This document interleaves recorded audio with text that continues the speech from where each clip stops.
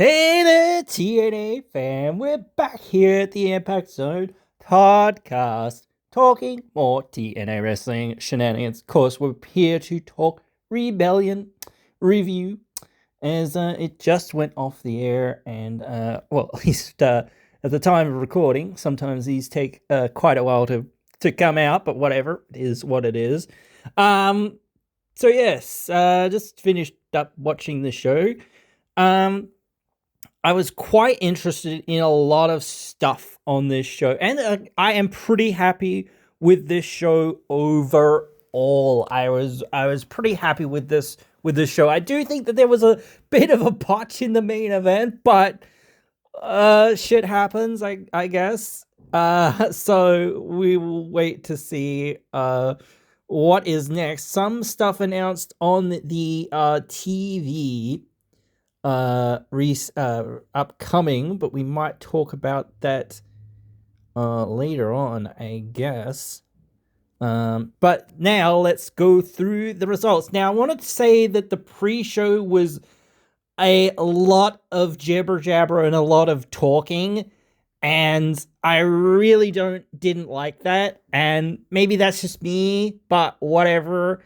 I wanted more action. I wanted more stuff happening. I didn't want to just see them talking, because they talk all the time over the matches and stuff like that anyway, and preview the things. And I liked seeing them get out into the crowd more and actually ask the fans, what do you think, what's your prediction, etc. That I actually think that was kind of good, because it's connecting to the fans that are actually there and whatnot and all of that sort of stuff. But yeah, I did find that it was a bit tedious and way too long, especially since there was only one match on there and it wasn't a whole lot to really,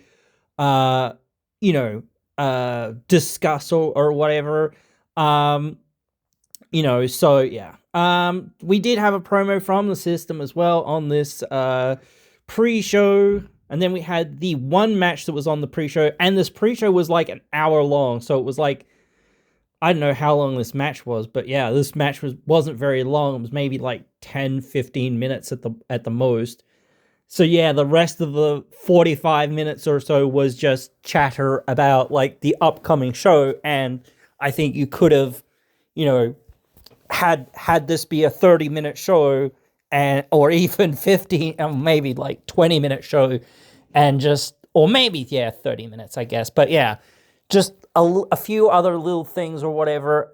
We did get to see, I don't know where this is at the moment, actually, because Eric Young came out and said, hey, EC3, you're coming back? Well, I'm going to stand in your way because everything goes through me because I'm the gatekeeper, etc., blah, blah, blah. So obviously we're going to see something between them later on tonight. Anyway, Ryan Nemeth versus BDE. It was all right. Ryan Nemeth picks up the victory again. Not even really a lot of cheating there at the end, which I kind of felt like you needed something a little bit more kind of at the end, just to kind of get over this idea, that BDE could probably beat Ryan Nemeth if Ryan didn't cheat or whatever, if the playing field was kind of even. But yeah, beyond that, I think this one was just fine for what it was. It was very short. The official Rebellion pay-per-view starts with the X Division title match. This one was really good. It wasn't quite as good as what I had expected. I guess every time I'm expecting 4-star, 5-star classics. I mean, it wasn't too far off of that, I suppose. That 4-star sort of style classic or whatever. But it just wasn't quite to that level, I don't quite think. But it really good still. It was a really solid, proper opener. They got some decent time in there, and I really enjoyed a few bits and pieces in this match, especially the counter work and stuff like that in this match that they did with a few things. Actually, I'm going to talk more about counter work in another match, and that one had way more, but I did like some of the stuff that they had here. Cedric doesn't get it done. Unfortunately, Leon Slater retains, and I'm really, like, the only gripe I kind of have in this regard is, like, saying, okay, where does Leon go from here? Like, who does he face next? What's next for him? You know what I mean? And, like, I said it before, I said it a long time ago, you could have him vacate that X Division title and try to get a world title match, but I don't know. I don't know. And now that they have said, like, this more officially and haven't really said, hey, we're going to have another show on other dates or whatever, just Slammiversary, and they actually previewed that at the end, basically at the end of the show tonight, which I'll talk more about at the end of the show more. I guess maybe I won't. Whatever, it doesn't really matter. But they basically did confirm that basically they're not having any of the more monthly specials, basically. Maybe they are, and they're just going to be like, I don't know, maybe they are going to be free-to-air TV specials more so. I don't know. Or maybe there's just going to be more of a focus on, like, the TV being live and that being the important thing more so. And I do think that that's important, and I do think that that really helps them out, because we do see, like, in general, like, live performances do better. So yeah, but whatever. But yeah, anyway, this one was fairly decent, and I pretty enjoyed it pretty well. Actually, one other thing that we saw, I think this was on the pre-show, Kazarian got a young kid to lure Elijah into a position so that he could attack him. So yep, here we go with this. About to have this match between Kazarian and Elijah coming up. Backstage, Gia Miller interviews Mike Santana ahead of his upcoming title match. All right, this one was pretty good for the second match. I really think that this one was really solid, and I think that actually the fans were really hot throughout the night, and I want to say that that crowd looked like just about a sellout. I think there was a few seats that weren't fully sold out, but they were here for this match. They were here for, like, most of the matches. Actually, basically all of the matches, I think. But, and pretty much everything that was on the show as well. But I will say that sometimes, like, again, like, the crowd can carry the match. The crowd kind of carried this match a little bit. It wasn't bad, but it wasn't nearly as good as the first match, but it certainly had its moments, I think, and it was certainly pretty decent, I think. But yeah, Frankie Kazarian does defeat Elijah here in this match, which makes me, like, I said that he would probably defeat Elijah at this point, and then you're going to build to some sort of plunder match at some point later on. Actually, I was thinking, like, again, are you potentially going to have these guys in the main event as well? I just don't know. Maybe that's what you're trying to do. I said, like, I'm going to say this with Moose and some of the other stuff. Is there that potential of you saying, hey, this is where we're going or whatever as well? So I'm interested, and I'll talk more about that later, I guess. We get the Barflex injury report. The Hardys are very banged up. ODB, Mickey James are cleared, even after being attacked backstage. Stack suffered a black eye and a bloody nose, but is cleared, even though he's not really in the match. Eddie Edwards and Mike Santana are both cleared, so that's your report there. Ariana and Stax are backstage, and Stax says, hey, I've got a plan for your match tonight, so don't worry. And next is the match between Moose and Agent Zero. This one was actually really good. This one, I think this was the one of the better matches, and I was sort of surprised at how good this one was. It wasn't like it wasn't like the best match in the world ever, obviously, or whatever. But still, it was like really good for what it was, and I was really enjoying this like absolute hoss fight. This meaty men just slapping meat, like I was into this, even though like that's not really a lot of my style a lot of the time for the most part. But when they actually like go at it and they go for it and they just said, no, that's what we're going to do. We're going to be two big meaty men slapping meat. We're going to frickin' fight and we're going to go to war and we're going to drop some bombs on each other, I actually think that at several points during the night, this became a reoccurring trope, that the ring steps were used so much for a lot of these matches, including this one. I really think it began kind of here, with this match though. So yeah, this is like the genesis of the stairs, and I guess maybe that's something that they might come back to, but we won't know. But this one was great, like for two big men going out there and slapping some meat and dropping some bombs on each other, and it was pretty fun. And unfortunately, seemingly, Alicia got injured during this match, which led to Moose getting distracted, which led to Moose losing this match. So Special Agent Zero, and this is his first like singles match too. I might add, getting the win in this one. But the thing is, I said that he probably would, and you're trying to build something bigger later or whatever. Again, I don't know what that is specifically and when that is specifically, especially since you're not having like those monthly shows now. And that kind of takes away a little bit of like the discussion that we have here sometimes with these videos. Like, so it's going to be a lot more like difficult to sort of say this is where they're going when you haven't got a month to work with. You know what I mean? Because you usually can see where they're going in a month. Like, you can sometimes see where they're going in 3 months or 6 months, or it's a little bit harder 6 months, but you can sort of see where they might be going in 6 months, but you don't really know. But you still can sort of start to, like, try to piece it together, hopefully, at least.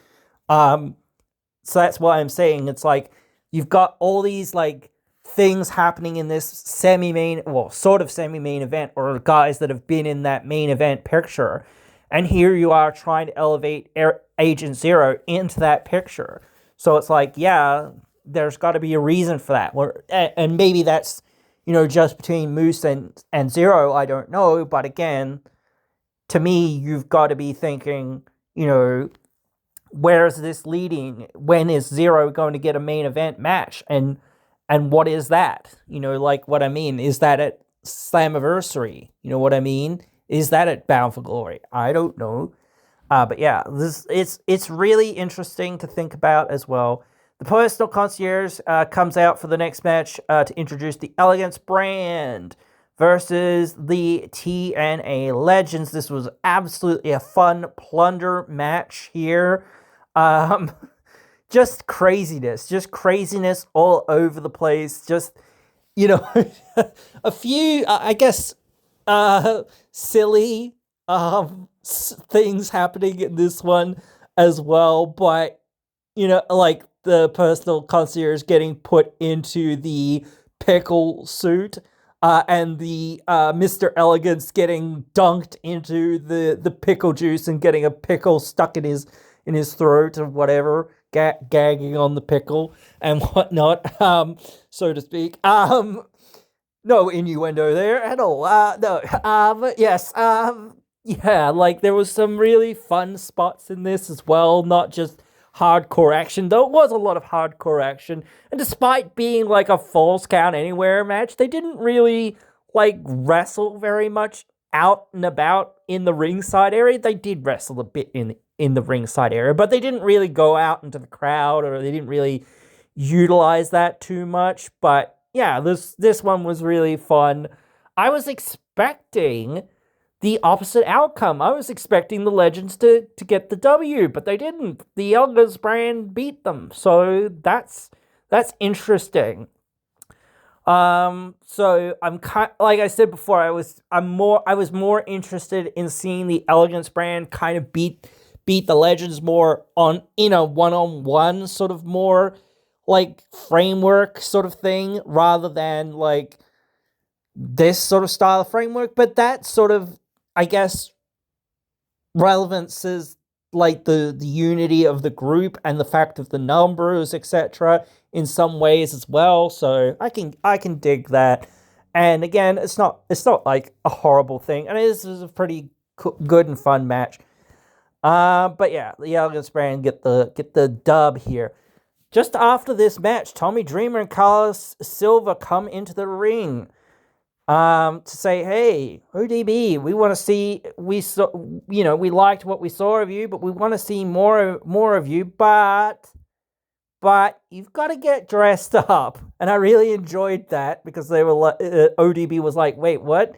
And then it was like, we will see you at Bound for Glory, and you're going to go into the TNA Hall of Fame, baby. Yeah.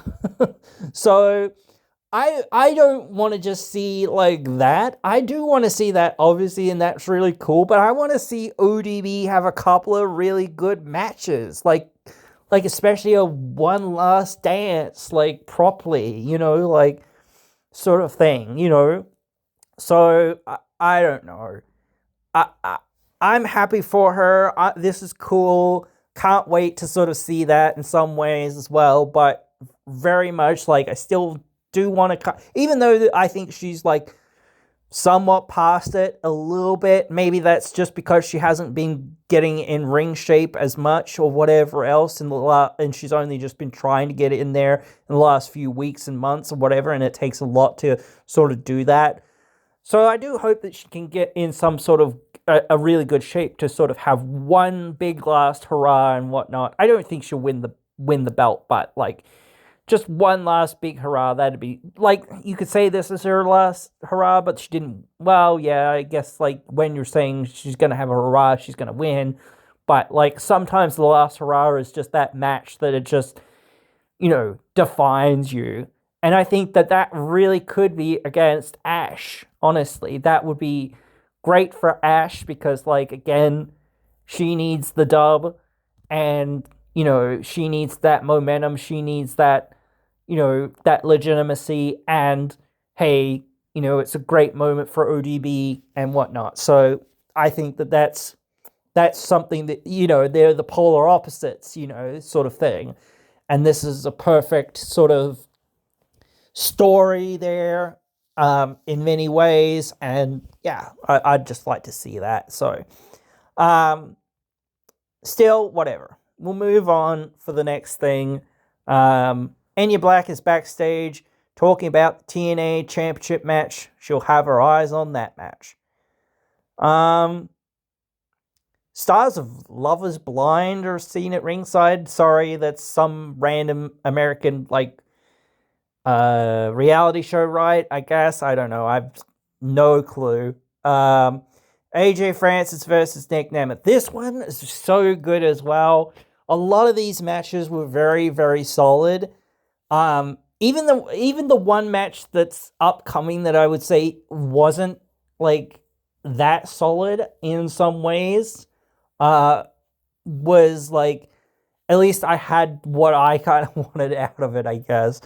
But yeah, he's accompanied by Cleveland Browns, I put this in quotes, legendary quarterback Beanie Kosar. Yeah, sure. Guys, I'm sorry, I don't know who this guy is.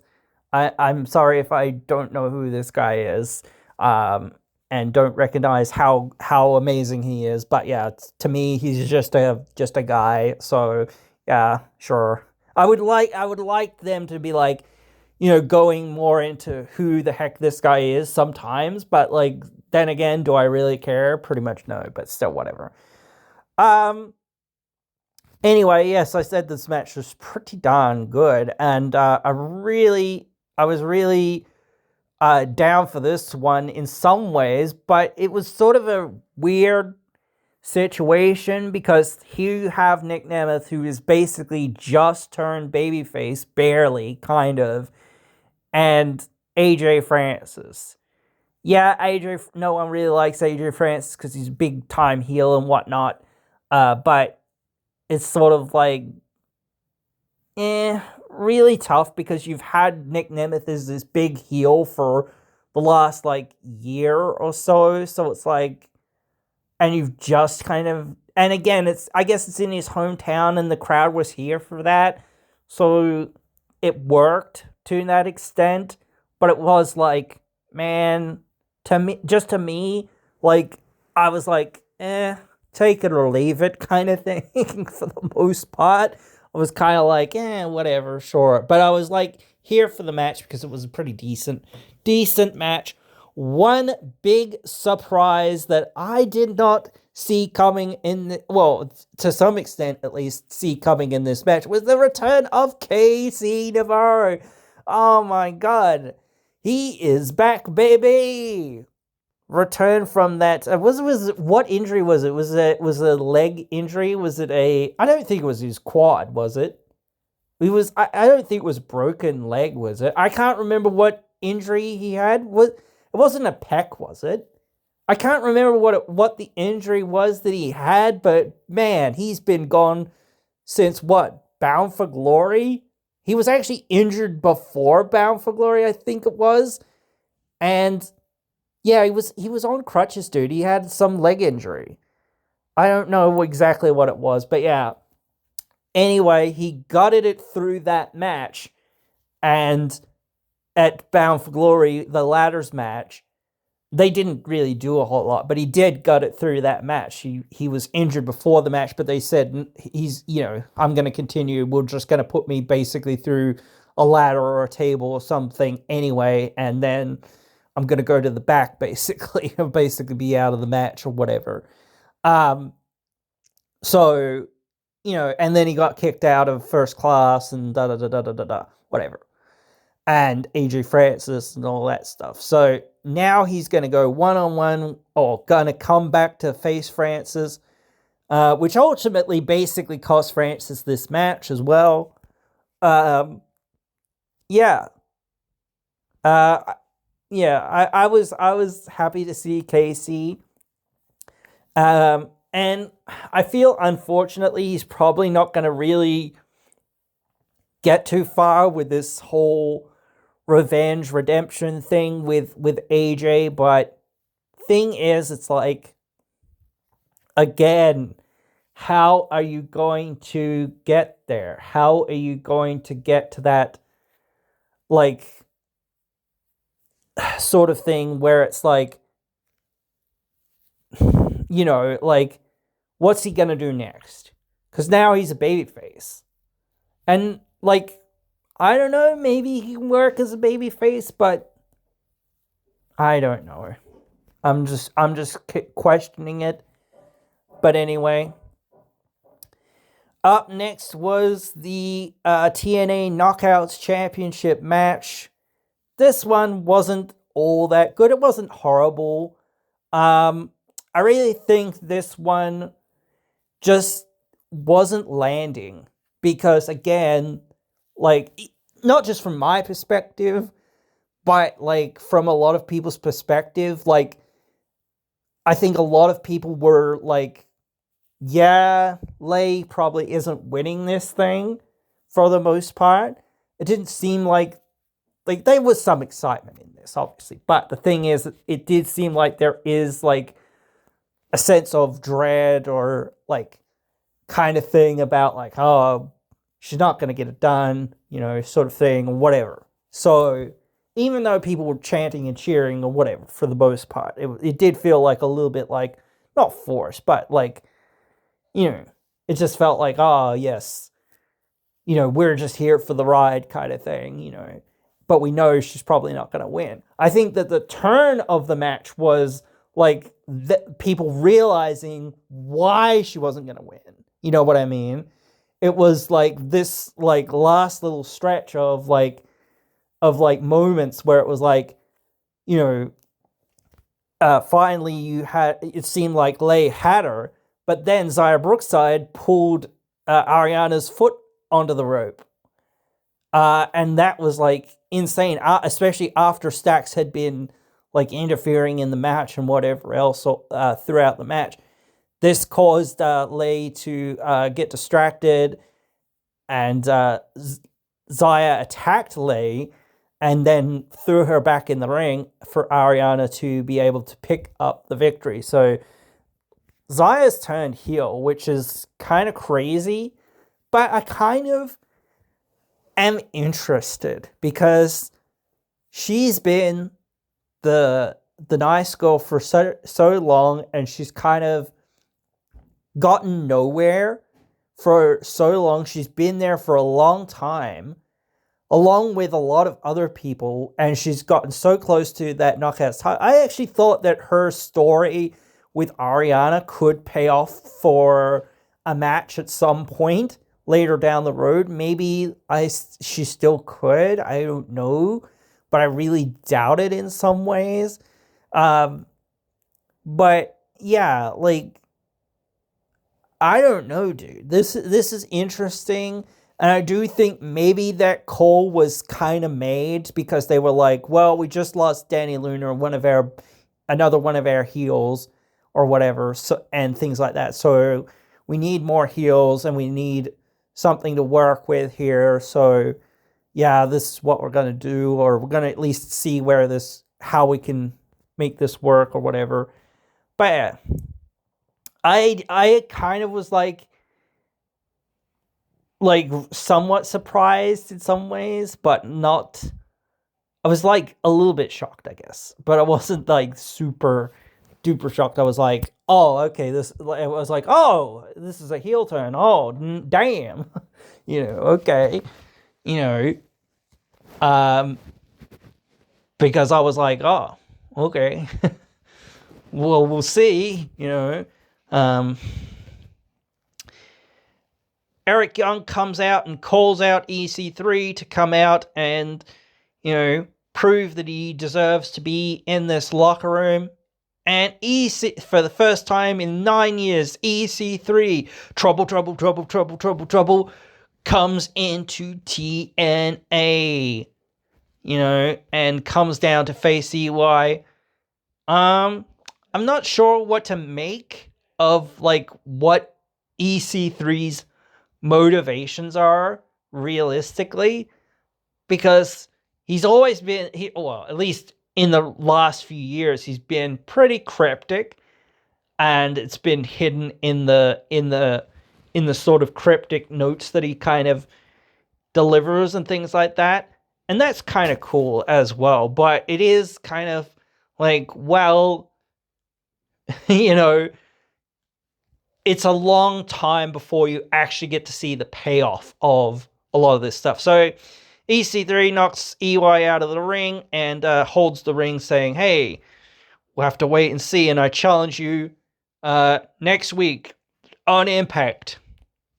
So that's going to go down.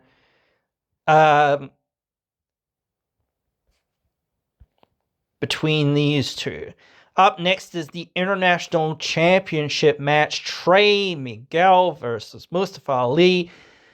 Everyone was saying this is going to probably be match of the night. I think it was like I actually think it was match of the night now, reflecting on it, because if the main event, and I'm going to talk about it more, didn't have the botch that it kind of had in it, then I think that would have been very close to being match of the night as well. But yeah, this one takes it because they did. I think they did have a couple of little botches here or there in this one or whatever.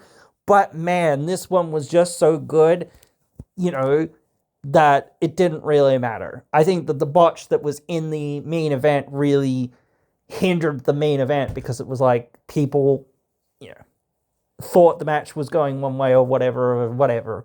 So it was like, oh, okay, this is not what's happening. But yeah, like, this was match of the night. I was actually expecting Jada Stone to come out at some point during this match and and run interference against Order 4. But she didn't. And I was kind of like, well, wait a minute. Wait. Like, maybe she's, like you're saying, yeah, in that bioflex, you should have mentioned her and said, hey, she's dealing with, head trauma or blah, blah, blah, whatever. Anything just to say, hey, she's out. Just to make it like, oh, she's out. Okay. Or even if, like that little thing of saying, oh, she's like saying she's out, that makes people go, oh, okay. Either go, oh, okay. So she's not either going to be a not factor or she's going to definitely come back as a surprise, like return-ish kind of thing in this match. But no, just that's one way of saying, hey, this does matter. Like, and don't forget that she's still around or whatever. We know that she's still around, but she's out right now. Amazing stuff. Absolutely amazing stuff. I cannot say amazing, awesome enough with this one because, yeah, this one was great. Mostly, like I said this a little bit earlier about the counter work that was done in the match. This match was a, like, basically masterclass in counter work. So many different counters from basically all from Trey, especially as well in this match. Crazy stuff. Absolutely great match. And everyone knew it would be, but not like, like what it would be. Like, that's always like the thing that you're gonna have when you have these matches is what is the story of the match more so. And it's cool to see this sort of style of match where it's more about, knowing your opponent and knowing what they're gonna do, anticipating what they're gonna do, and reacting, accordingly to counter what they're doing. So, yeah, that was really cool. But, like, throughout this match, it seemed like Trey was mostly in the driver's seat, for the most part. And, but at the end, yeah, he couldn't hold on. He couldn't keep the momentum, and the great hands clocked him in the head with some, like, helmets, or seemingly clocked him in the head with some helmets that they had. Very awesome gear that Order 4 kind of came out with in the early parts of this match, and that cost him the match there. So Mustafa Ali is now your new international champion.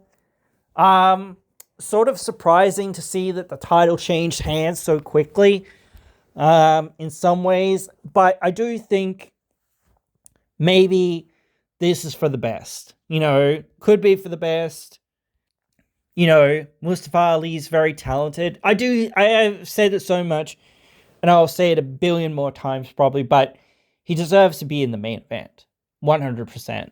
But, if you're going to give him something to work with, at least here you give him something to work with, so I kind of can't wait to see more. And, like, they'll have a rematch, 100%. When, where, I don't know what. Yeah, got to be some sort of plunger match or some sort of other sort of match. You ask yourself where Trey goes from here. I don't really know because, like, even if he wins the hardcore match, which, like, probably won't because he's not winning the belt back, where are you going from there? What are you going to do after that? You know what I mean? So, I don't know. Anyway, just that's the thing that makes these matches as well so good. It's not just the athleticism. It's not just like these guys' abilities. These guys, doing what they can do. It's like them showing you and telling that story through actions and whatnot. But yeah. Gia Miller finds a broken-hearted Laying Lee backstage. Rosemary is with Abyss in the undead realm. And this, I didn't really think I talked about this. I can't remember what this was even on when we saw this. I can't remember because it was like one of the last things that they did, or one of the last few things that they did on Impact, and we haven't really talked a whole lot about this sin gathering thing. I mean, we've talked about the Demon Bunny thing here and there a little bit, I guess, but we haven't really touched a lot on it. But this, I have to say, this is the coolest thing. Letting Abyss come back that WWE has let TNA do since they let AJ Styles come over and say hi, basically. This is the coolest thing they've done since then. And it's just a like thing backstage or whatever else it is, but still it can mean so much. And this was really cool to see, and I really cannot wait to kind of see the Demon Bunny tag team doing their thing and being out there and actually, doing matches and whatnot and all of that stuff. But it was a really emotional moment here between Abyss and the Sinister Minister here, James Mitchell. So that was cool to kind of see, because again, like, these guys, for the last 20 odd years, were running, the towns and whatnot and cities and whatnot together, as a tandem, so cool to kind of see them have one last moment to kind of gather, out there, or kind of out there in that.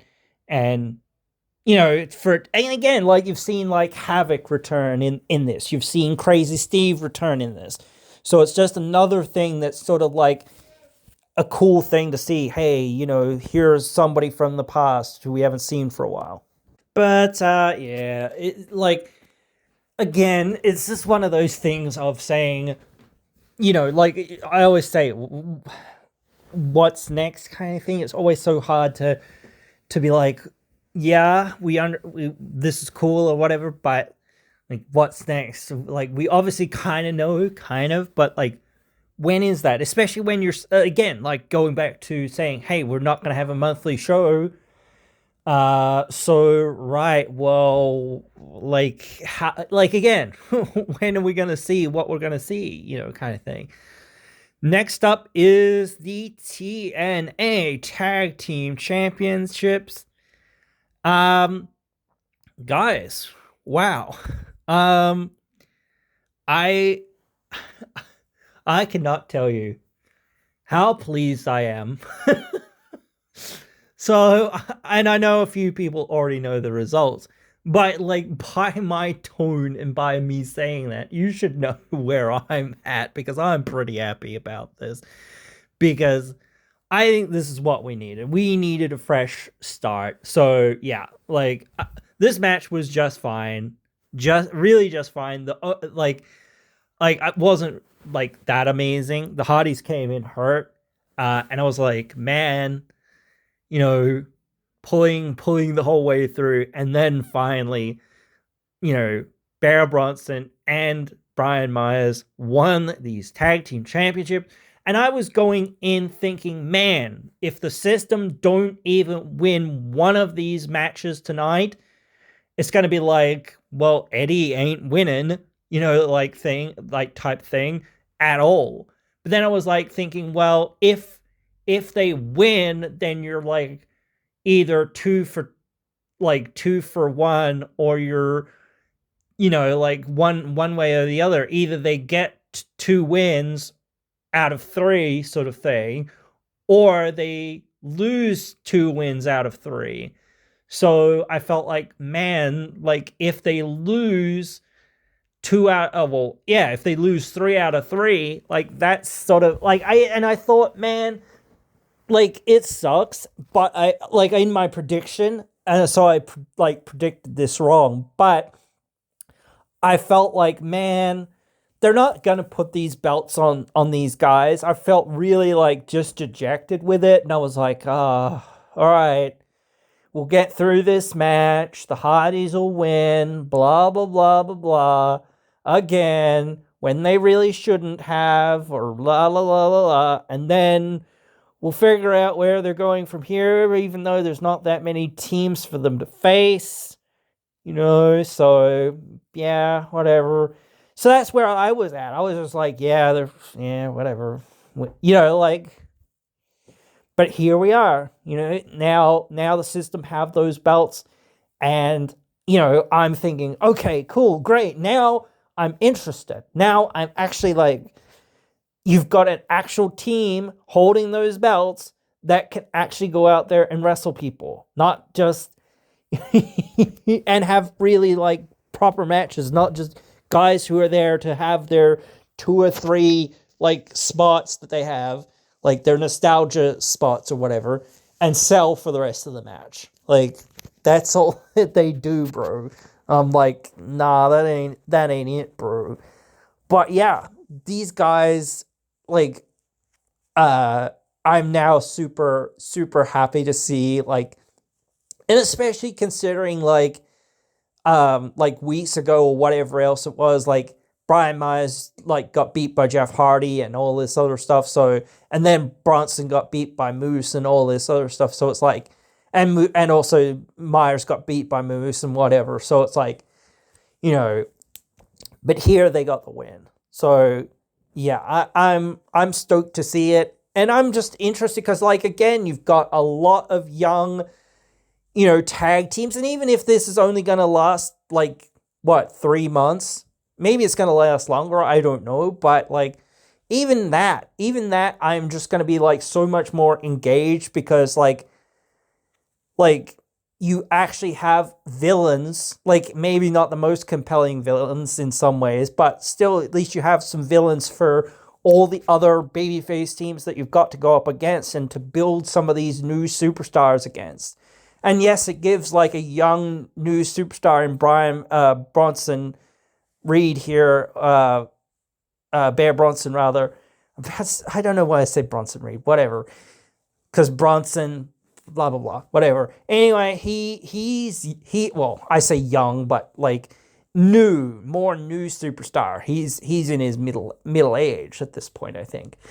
But it's and what has he been in the company, like, what, 5-6 months, something like that? It started at just before the end of the year. So yeah, not very long in the company. Yes, it's not the big belt or whatever else it is. So, like, again, like, looking at the last 2 matches, especially because, like, the next match is the world title match, title change and title change. So that immediately told me, hey, we're either, 100% we're getting a title change, or we're just definitely not getting a title change, and more like we're definitely not. So I was like, oh, okay, I kind of already can feel like what the finish, or well, not the finish, but what the fact that Eddie is gonna, not win here tonight, like, because you're not, like, 9 times out of 10, you don't have, like, those sorts of title changes. You don't have 3 title changes in a row unless it's, like, early on in the night, that sort of thing, whatever. So I was like, oh, okay, you've had 2 title changes, so you're not going to have a third, or it's more unlikely that you're going to have a third. So I was going into this match thinking, oh, Eddie's not going to win. But yeah. 2 matches announced for Thursday night, AMC, EY versus EC3, Casey Navarro with AJ Francis. I'm sure there's going to be other matches and fallout from Rebellion, so have to wait and see. As again, I will say it a million times until I'm blue in the face. I want to see another match between Macklin and Santana. I want to see a clear, decisive finish to this story because we didn't really get it. And yeah, I'm not going to be happy until we get it. At least for now. Maybe in like 5 years' time or a few years' time or something, or even in a year or 2, we might get them again or something, but I need to see it this year. Them two this year at some point. I don't care when. Even if it's not like a singles match, I really want to see them in a singles match, but I kind of feel like doubtful that we're going to see a singles match between them, especially so soon, but yeah.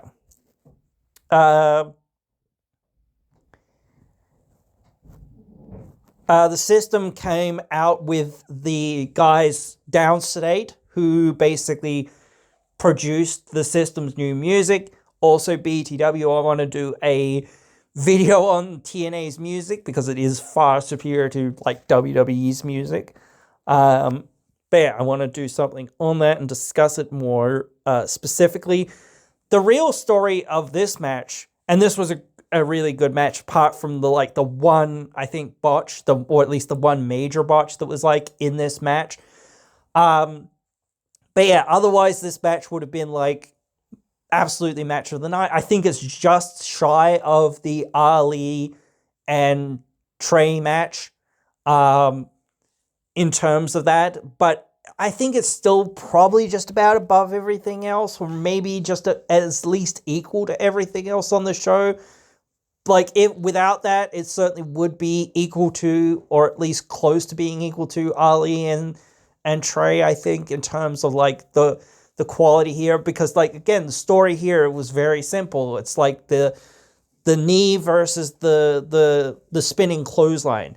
At some point during this match, Santana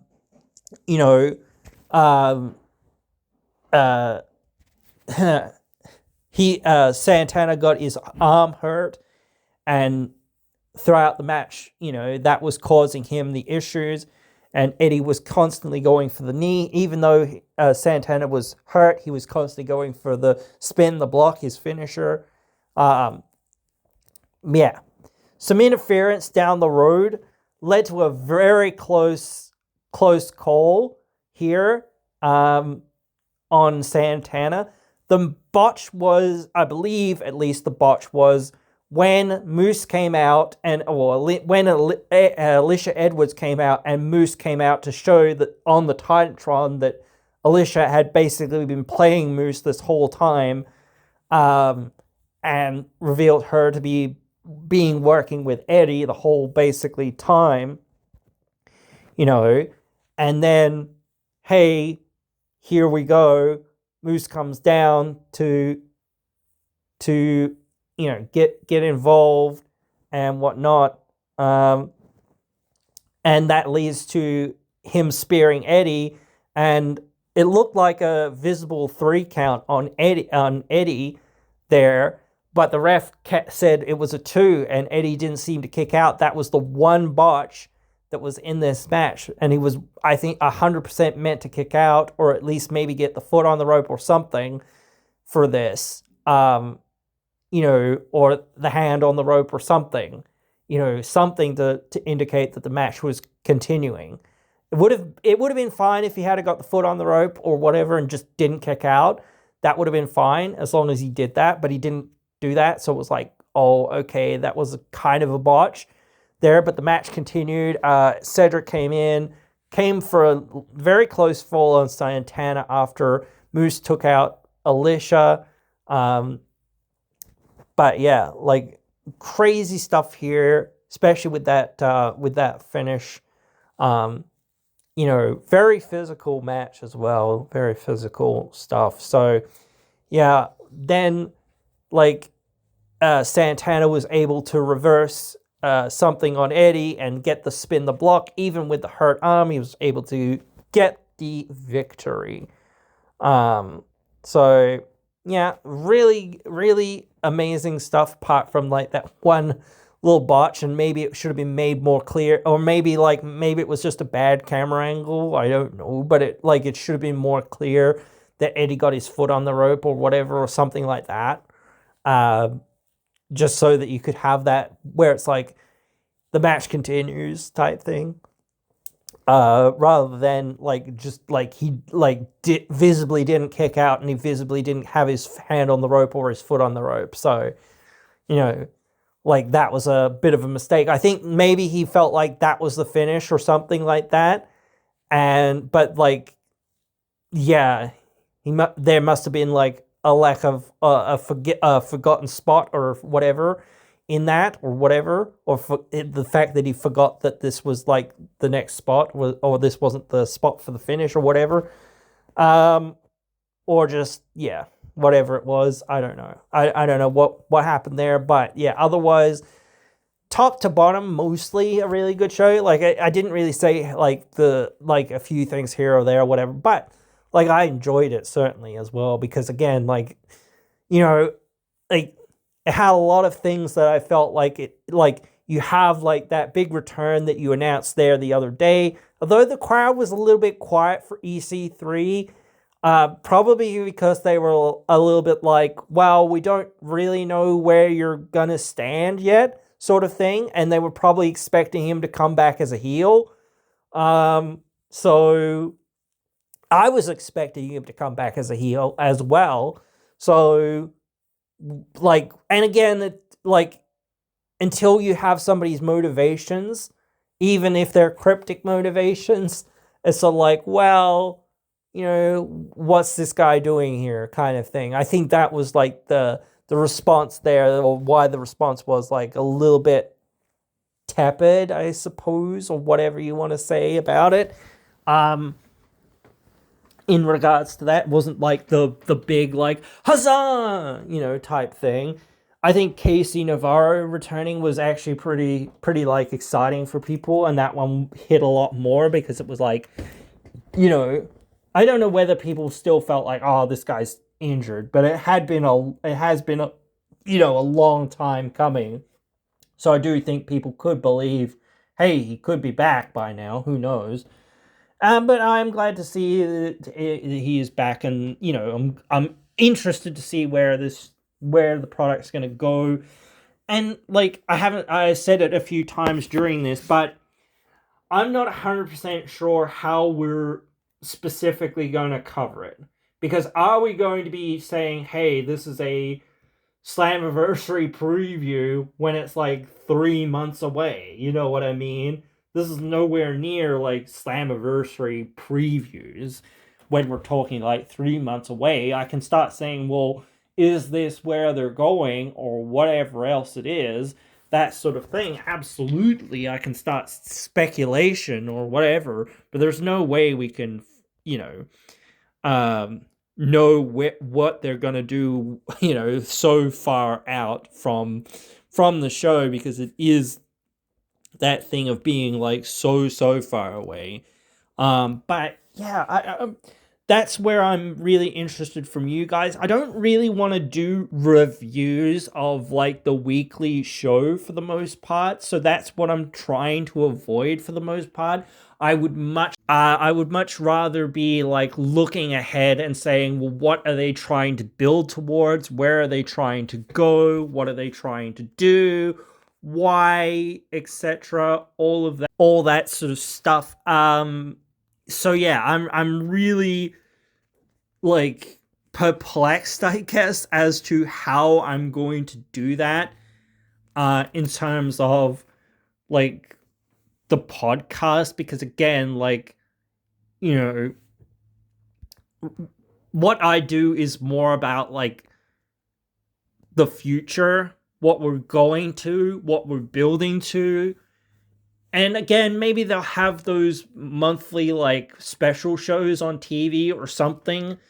So I kind of don't know what we're going to do exactly, but I've got to come on here at least every week to just say, hey, this is what I think, you know what I mean?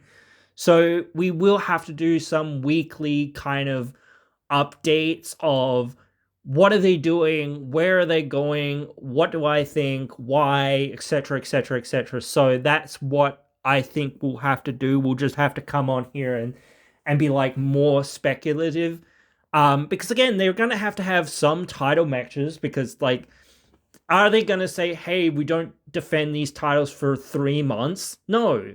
Like, I mean, they haven't defended the Knockouts Tag Team Championships in a while, but like, I'm sure they will. But still, or whatever, but I still feel like, again, the majority of the time they're trying to put together things that are going to be things or whatever. And I do think that it is better to have some of these things on TV. Again, maybe even if people go, oh yeah, but the titles probably aren't going to change. Well, sometimes they might and sometimes they will.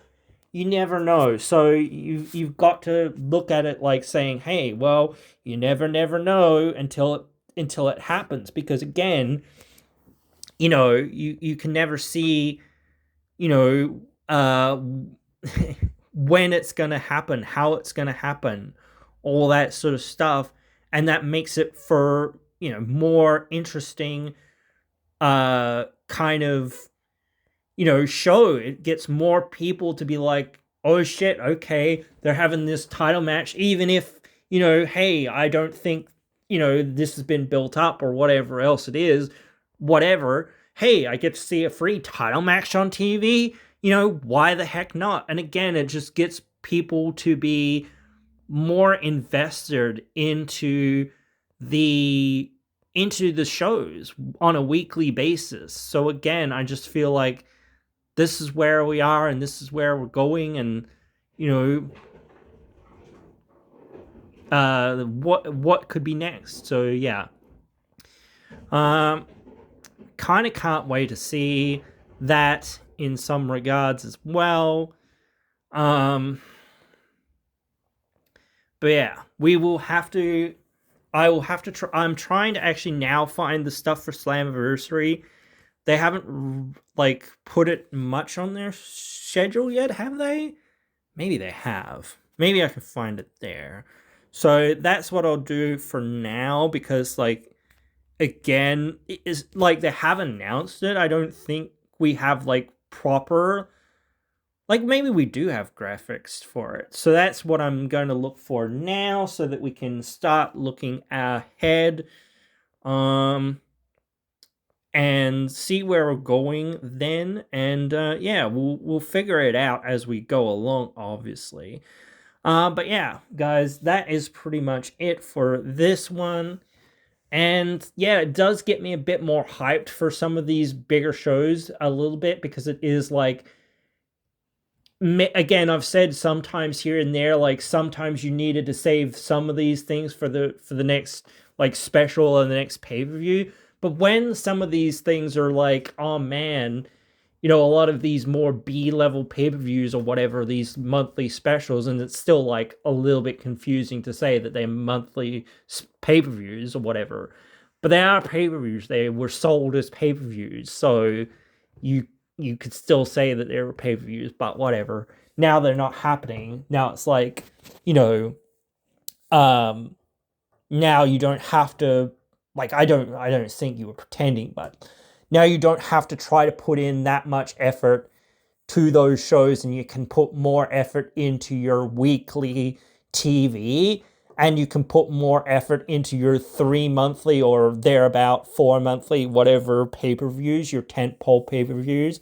So that will be the thing that is good. Plus, again, like I said before, most people care about the big pay-per-views. They don't care about the small pay-per-views, because a lot of the time you only have that 1 month to kind of build to something. And it's better to just do special things here and there on the TV, and then be okay, how's the story that we're going to tell for 3 months? But these other matches are just special matches, or just cool little matches that can happen on TV, rather than, and again, it does give you more time to kind of do these things. But again, it also means that you sometimes lollygag or whatever else it is, for a lack of a better idea or whatever, to some of these shows, because again, some of that is necessary, of saying, let's just get to it. Let's, and obviously it's 3 months away or whatever, but let's make it clear, and let's make it that's where we're going. This is what we're doing. Right. Okay. Not, we'll have this, you can have other things going on, but you need to be okay, no, this is where we're going. This is where we're going, and this is why, and this is how. Okay, cool, great. But yeah. And I just think that will help them out. So, but anyway, guys, yeah, I hope you have enjoyed this one.